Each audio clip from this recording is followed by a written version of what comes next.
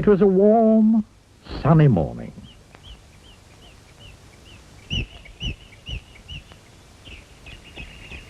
In his small house at the other side of the wood, Mr. Tickle was asleep. You didn't know that there was such a thing as a tickle, did you? Oh, well, there is. Tickles are small and round, and they have arms that stretch and stretch and stretch. Extraordinarily long arms. Mr. Tickle was fast asleep. He was having a dream. It must have been a very funny dream, because it made him laugh out loud. And that woke him up. He sat up in bed, stretched his extraordinarily long arms, and yawned an enormous yawn. Mr. Tickle felt hungry, so do you know what he did? He reached out one of his extraordinarily long arms, opened the bedroom door, reached down the stairs, opened the kitchen door, reached into the kitchen cupboard, opened the biscuit tin, took out a biscuit, brought it back upstairs, and back to Mr. Tickle. As you can see, it's very useful indeed, having arms as long as Mr. Tickle's. Mr. Tickle munched his biscuit. He looked out of the window. Today looks very much like a tickling day, he thought to himself. So, later that morning, after Mr. Tickle had made his bed and cooked his breakfast, he set off through the wood.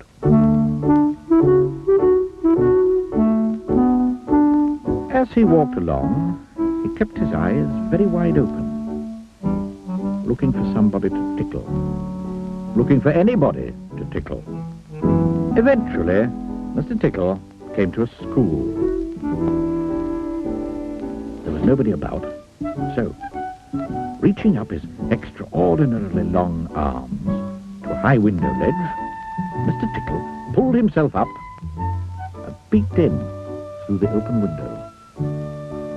Inside, he could see a classroom. There were children sitting at their desks and a teacher writing on the blackboard.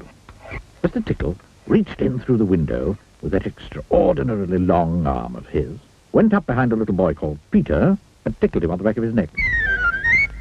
Peter giggled out loud. "Stop that giggling at once," said the teacher sternly. Mr. Tickle waited a minute, then reached in through the window again. Mr. Tickle's extraordinarily long arm went right up to the teacher, paused, and then tickled. The teacher jumped in the air and turned round very quickly to see who was there. But there was nobody there. Mr. Tickle grinned, a mischievous grin. He waited another minute and then tickled the teacher again. This time he kept on tickling, until soon the teacher was laughing out loud and saying, "Oh, stop it! Stop it! Oh, stop it!" over and over and over again. All the children were laughing too at such a funny sight.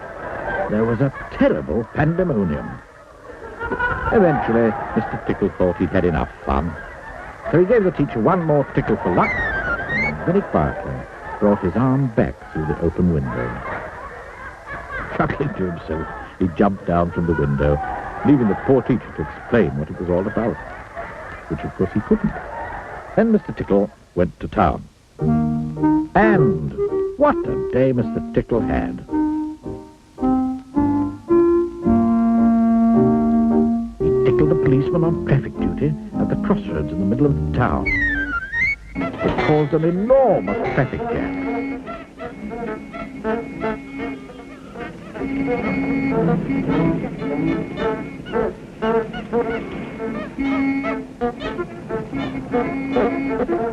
He tickled the greengrocer just as he was piling apples neatly in his shop window. The greengrocer fell over backwards, and the apples rolled all over the shop. There were apples everywhere.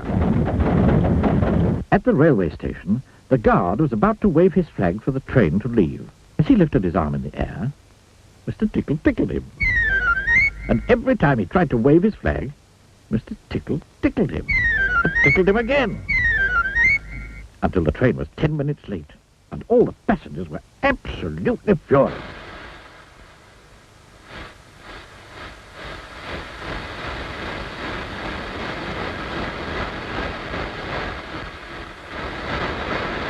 That day, Mr. Tickle tickled everybody. He tickled the doctor. He tickled the butcher.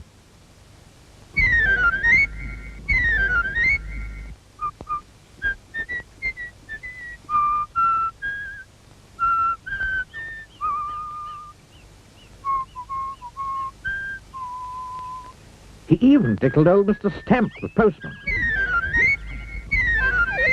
who dropped all his letters into a puddle. Then Mr. Tickle went home.